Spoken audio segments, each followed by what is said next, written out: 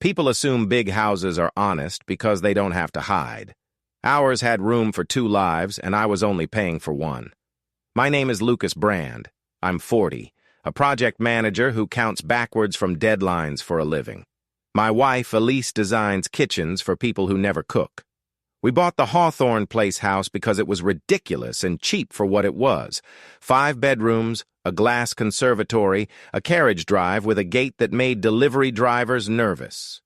The listing blamed estate complications and deferred maintenance.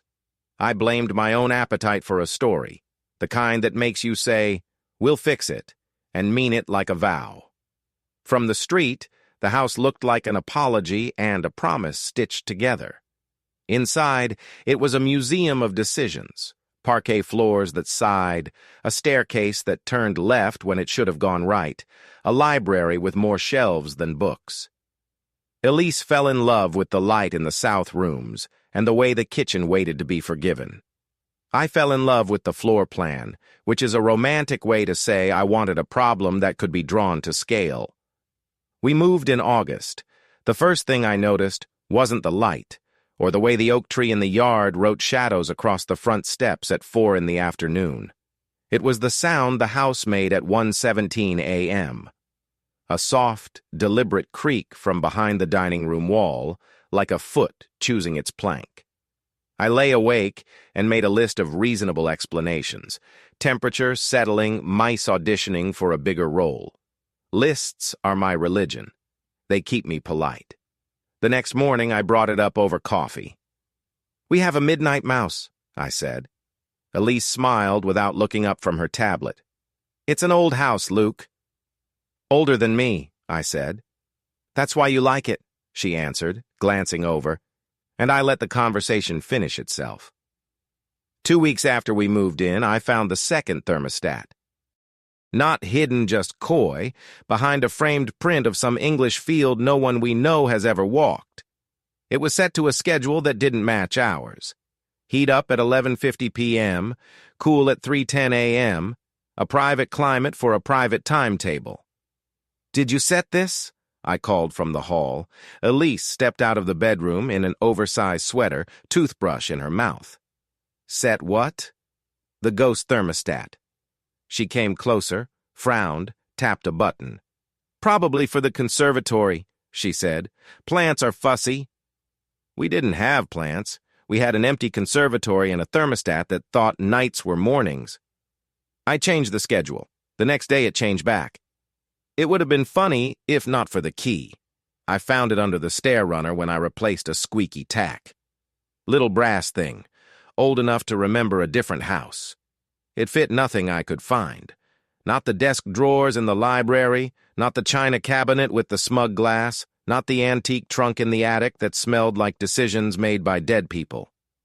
I kept the key in my pocket because I have always believed that carrying a problem makes you its size.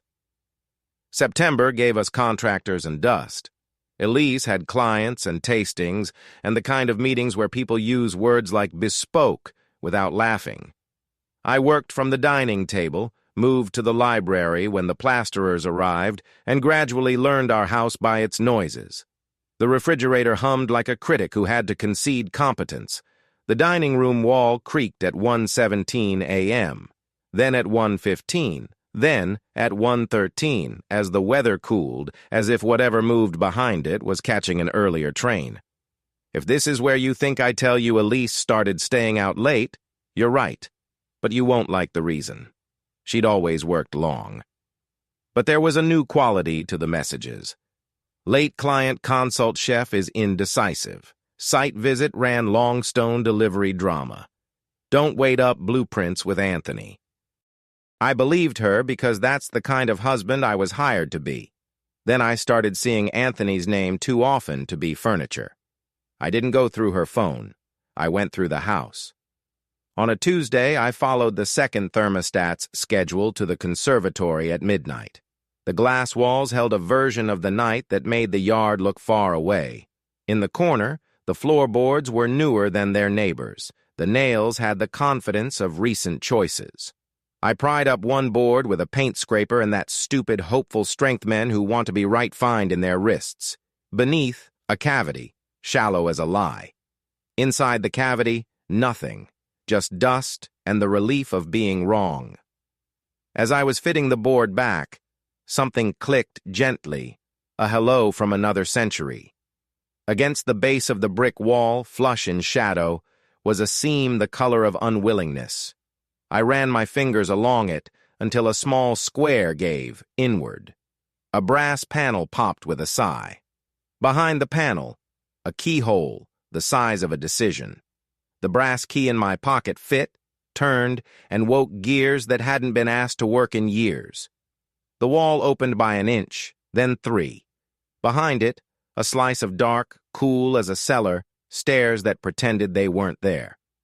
A second staircase narrow, servant's style, built into the spine of the house, running from the conservatory to the second floor, and, by feel, beyond. I held my breath the way you hold it when something once secret chooses not to be. I did not go down. I am not a movie. I closed the panel and told myself I'd show Elise when the plaster dust settled, when a second staircase could be home trivia and not a plot. That night, the dining room creaked at 1:11 a.m., closer to 1:10 than it had ever been. Elise rolled, faced the window, and dreamed with her mouth open, an innocence I envied. On Thursday, a white van idled at our curb at 11. No logo, lights off. The driver never got out. 15 minutes later, Elise texted, falling asleep at office. Don't wait. I stared at the van until my suspicion embarrassed itself. It left. When Elise came home at 8 the next morning, she had flour on her sleeve and a smile like someone who wished she'd earned it. How was the chef? I asked, pouring coffee like a prop. Indecisive, she said. Anthony? I asked, casual. She looked away for the length of a blink. He's particular. That afternoon, I installed a new router because the old one was fickle. In the process, I discovered our Wi-Fi had a twin. Hawthorne Place me. Hawthorne Guest also me. Hawthorne private password, protected by a phrase I did not create. I checked the MAC addresses. There was a device I didn't own. Something that woke at odd hours and ate only a little bandwidth, like a careful animal. I wrote down the MAC and told myself it belonged to the fancy thermostat. When the MAC moved from room to room at night, I stopped telling myself things. Saturday morning, our doorbell rang. An older woman with a square jaw and a coat that had lived through other winters stood on the stoop. Delivery for Mrs. Brand, she said, holding out a flat parcel tied with string. Her eyes flicked to the brass number over our door as if numbers could lie. Hand to her only. She's not, I began. The woman stepped closer, lowering her voice. Because, Mr. Brand, if it's not you, it could be someone else, and then we'd both be crying for expensive reasons. She put the parcel in my hands like a dare, turned, and left as if she had delivered to this house before. The parcel was heavy for its size, like paper and something more serious. The string was knotted in the way people knot string when they plan to untie it with dignity. Elise came in from the yard with the afternoon on her face. Who was that? She asked, too light. Someone who knows our name. She took the parcel, and for a small second too quick to capture, her face opened and closed. From a client, she said. Samples. She put it on the sideboard, and we both pretended it weighed what she said it did. We were a week into October when the house showed me what the second staircase was for. Elise had client tastings 2 nights in a row. The white van visited one of those nights and not the other. On the second night at 12:03 a.m., I heard the dining room wall make a different sound. Not a creak, a catch. I got out of bed and stood in the dark of the upstairs hall. A sliver of light floated up the hidden stairs, a thin, disciplined line you only get from a phone in a careful hand. I heard a door open on the second-floor landing, a soft hush of slippers, then the light moved down again. The house swallowed it politely. I stood there, bare feet on wood older than our parents' and realized 2 things at once. Someone was in our house, and Elise had lied to me for a reason I didn't know how to name. I went to the conservatory and put my ear to the wall. A whisper that might have been air. The brass panel would have opened if I'd asked it nicely. I didn't. I stood with my hand on the metal and counted to 100. At 68, the stairs murmured, then went quiet. At 72, the wall breathed a pressure change, an old house taking its cue. I went back to bed and didn't sleep. Elise came home at 7:30, hair damp, eyes unslept, hunger orchestrated to pass as normal. "Chef is decisive again," she said, and kissed me in a way people kiss mugs. At work, I forgot the floor plan and built a different one. Not drawn, but listed. White van at 11, light at 12:03, second thermostat 11:50, brass key, Hawthorne Private Mac, Anthony, parcels, an equation without equals. I gave it the name problems get when men want to blame furniture. The house. Tuesday, the parcel on the sideboard disappeared without having been opened.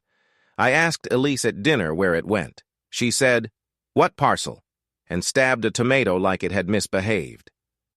That night, I followed the MAC address into the walls.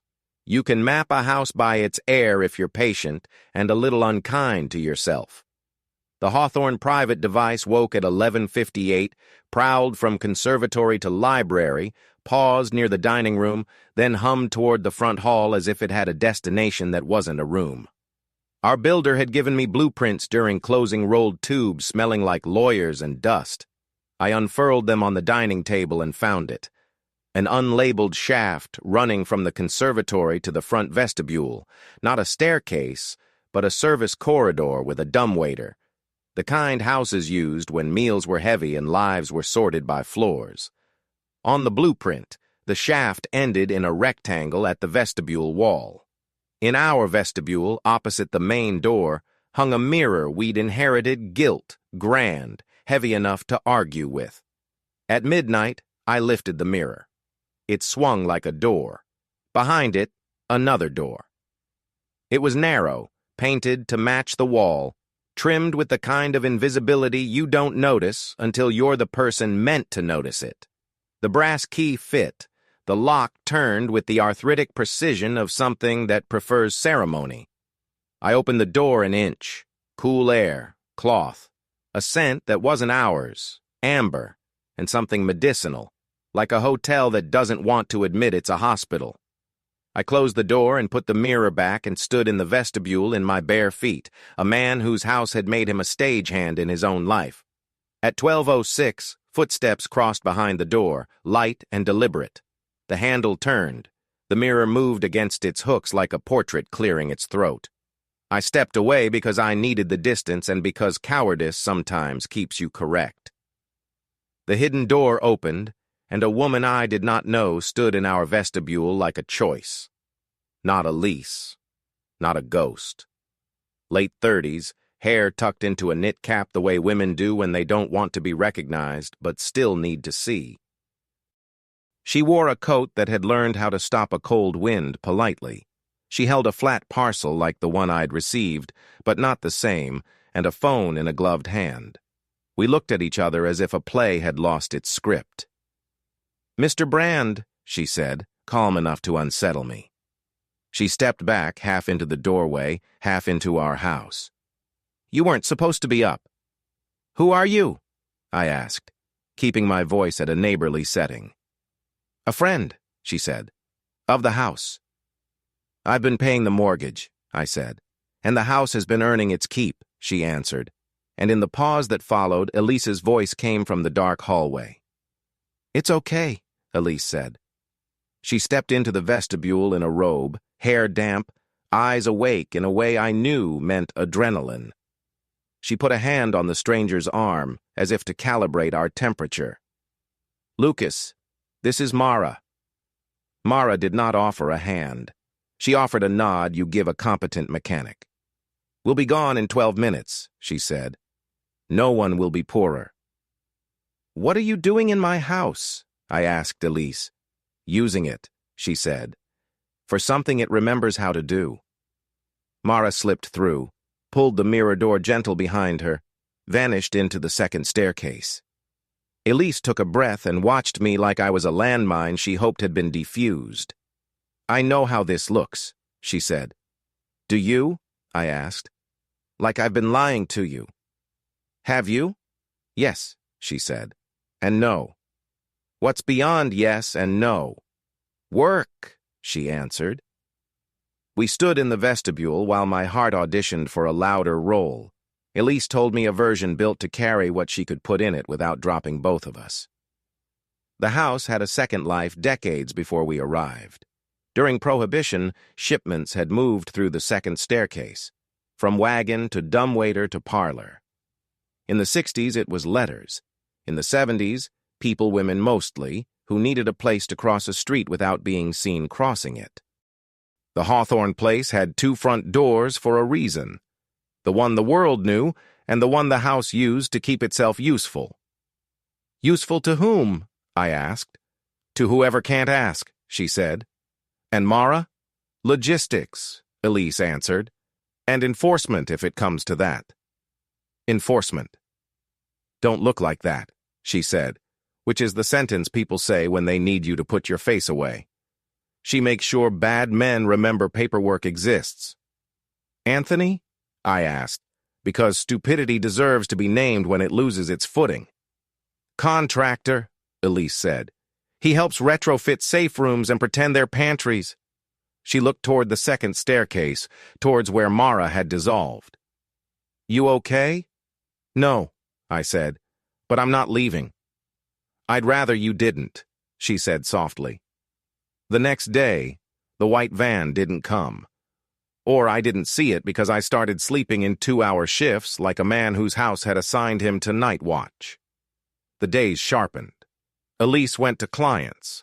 I went to meetings and talked about timelines with a voice people described as dependable. At home, the Hawthorne private device moved from wall to wall, and the second thermostat argued politely with the first. I became complicit in increments. I installed a camera not to record faces, but to watch the mirror door and send me a silent ping when it moved. I blocked out the hash of the MAC address so I could see when it announced itself. I put the brass key on a hook Elise could reach without making a show.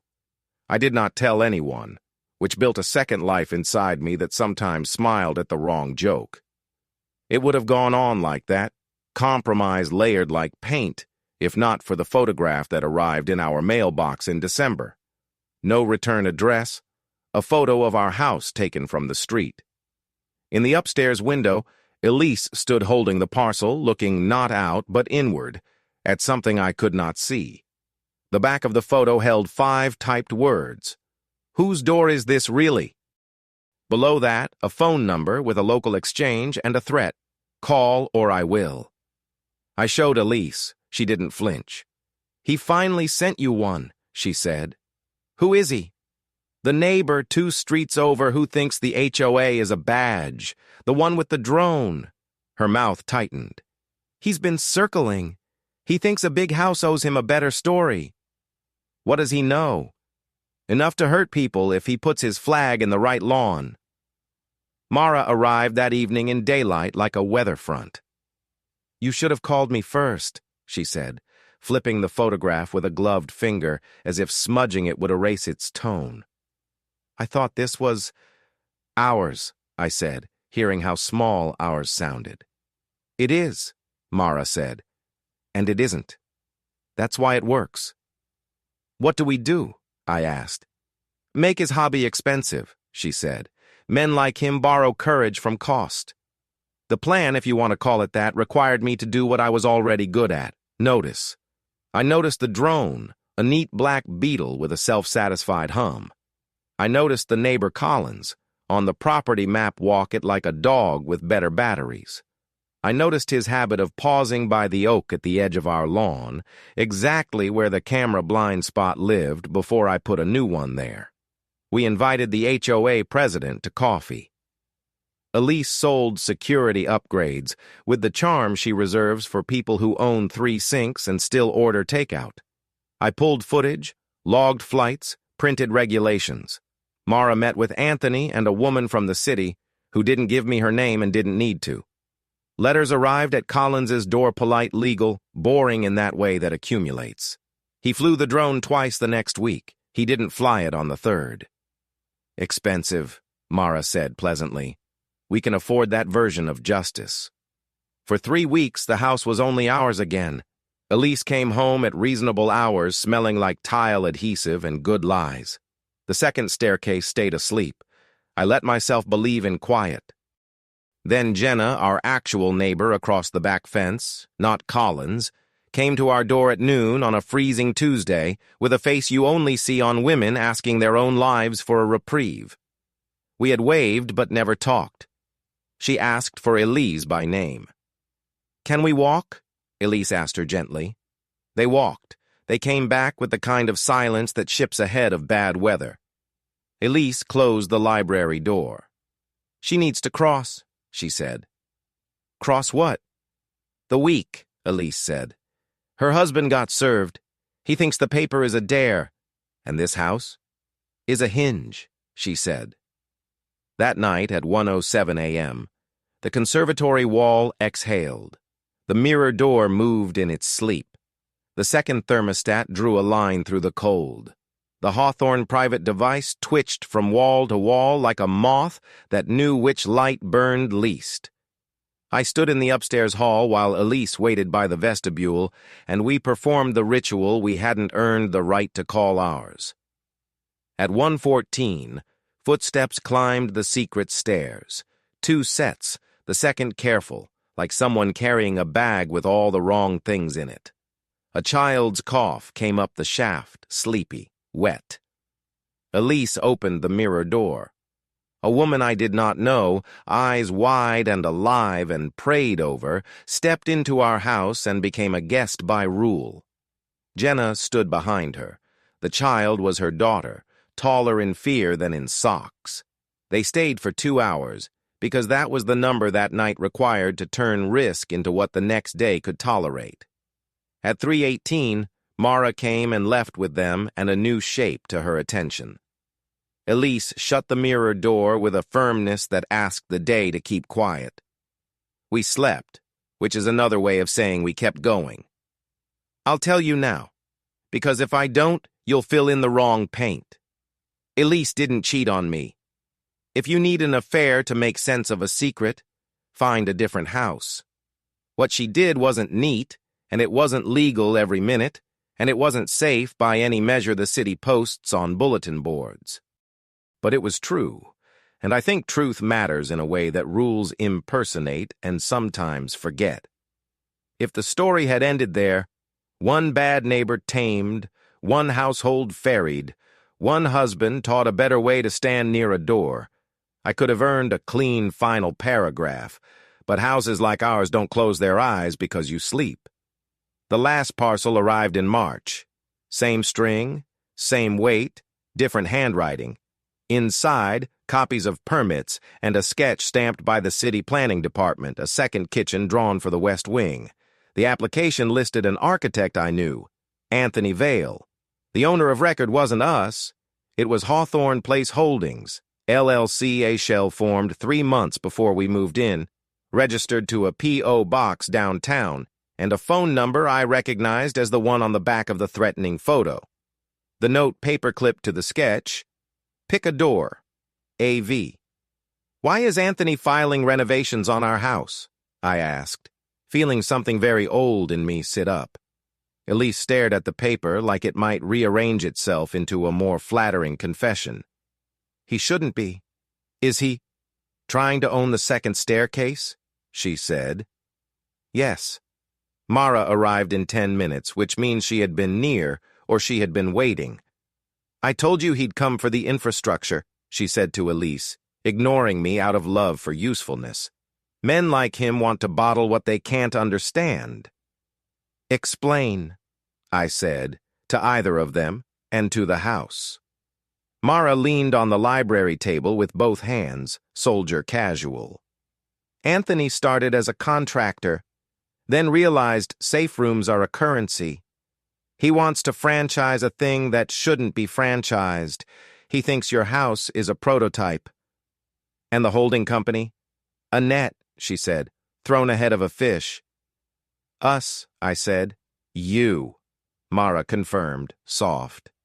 But also anyone like you who doesn't read their mail closely. We read our mail, I said, weak with being human. Good, she said. Then you'll enjoy reading a court date. The hearing was set for April. Variance request to allow a second kitchen in a historic structure to accommodate multi-generational living. A nice phrase for dividing a house into rentable halves. Anthony had good counsel and a better suit. We had a file folder, a tired judge, and the righteous comedy of a system arguing with itself. We won that day. The judge denied the variance without prejudice, which is law's way of saying not now. Anthony left the courthouse smiling like paper cuts don't bleed if you ignore them. Elise squeezed my hand like you do when the first storm passes, but the clouds haven't taken the hint. That night, the second thermostat did not turn on. The Hawthorne private device did not wake. The house held its breath like a person who had learned a new cough. At 3:02 a.m., the mirror door shuddered. I was already in the vestibule because Sleep and I were pretending not to know each other. A note slid under the door from the other side, old school, like a hotel that wants the romance of stationery. I picked it up. 2 lines typed, knock twice if empty, leave if not. Elise, I called, quiet. I'm here, she said from the library. I knocked twice. The door opened an inch. The space behind it wasn't the second staircase. It was a narrow corridor I hadn't seen on the plan, a split in the split, someone's improvement. A man's breath came through like a draft with a decision attached. Mr. Brand? A voice asked. Calm. Familiar in the way airplane announcements are familiar. Yes. Apologies for the hour, the voice said.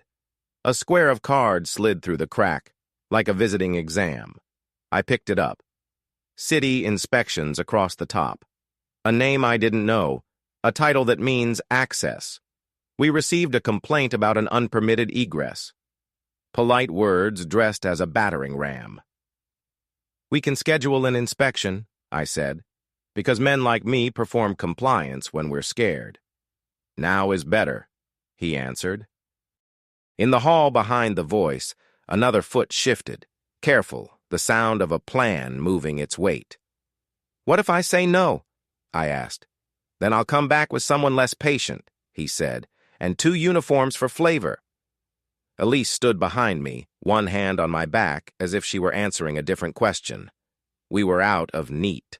The house made a small sound I'd never noticed, a thrum in the baseboard like a code. Let me get the key, I said. I closed the mirror door. In the library, Mara stood up from a chair I hadn't seen her sit in. He brought the city, she said. He brought them down the wrong hallway. What's the right one? I asked, foolish and hopeful. The one the house owns, she said. She put her hand on the wall where the baseboard had hummed. It's older than their paperwork. Will it hold? Elise asked. For tonight, Mara said. We didn't let him in. We let the house refuse. Elise adjusted the mirror so it caught just enough of the vestibule to look like itself. We turned on the front hall lights so the front door performed neighborliness.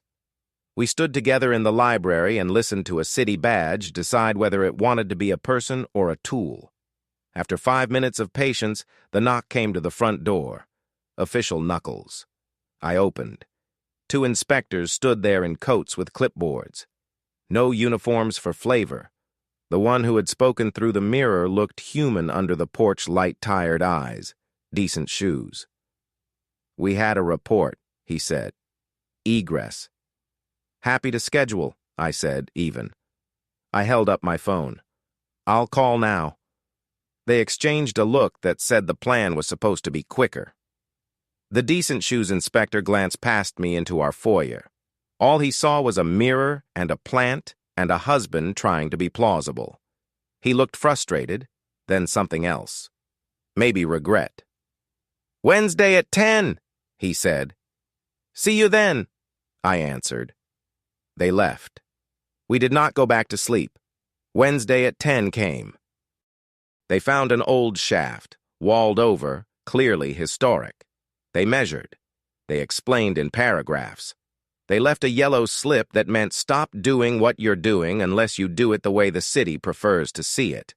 Which is to say, they wanted us to make our second staircase official enough to be unhelpful. Anthony filed another variance. We filed an appeal. The city filed the paper back at itself in a dance I didn't have time to learn. Somewhere in the rhythm, the Hawthorne private device began to wake again on Wednesdays only. The second thermostat learned humility, and our vestibule smelled like amber and medicine some nights, which has become another word for safety in my mouth. If you want a clean ending, I can't be your narrator. This is the ending we have. Collins sold his drone. The city inspector with the decent shoes sent me an email from his personal account that said, "Off the record, whatever you're doing, be better at it." Anthony moved his fight 2 streets over to a house with less spine.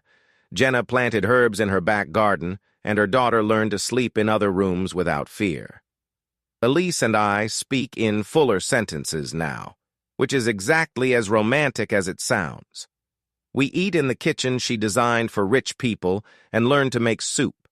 Some nights, the conservatory wall sighs at 1:10 a.m., and I kiss Elise's shoulder and she says, "Stay," and I do. Some afternoons, I stand in the vestibule and run my hand along the mirror frame and feel the house hum the way old machines do when you ask them to remind you what they're for. Every Wednesday, there's a loaf of bread on the sideboard. I don't ask who leaves it. It's for someone crossing. The brass key lives on a hook by the door. The router still shows Hawthorne private. Password changed to something Elise chose that she won't tell me. I could find it. I don't.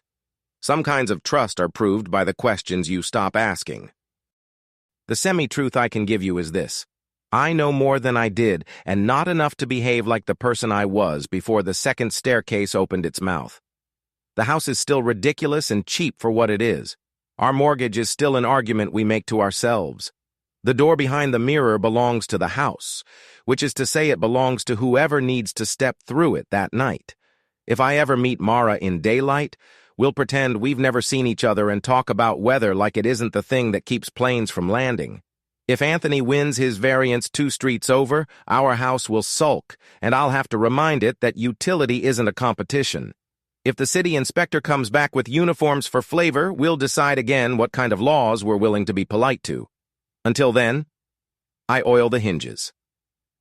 I let the second thermostat have its Wednesday. I stand in the vestibule sometimes at 1:17 a.m. and listen to the house breathe like a person who isn't done telling me what it remembers. And when the mirror moves in its sleep, I step aside and choose staying, because that's my job in this story, to be the weight the door knows how to swing around.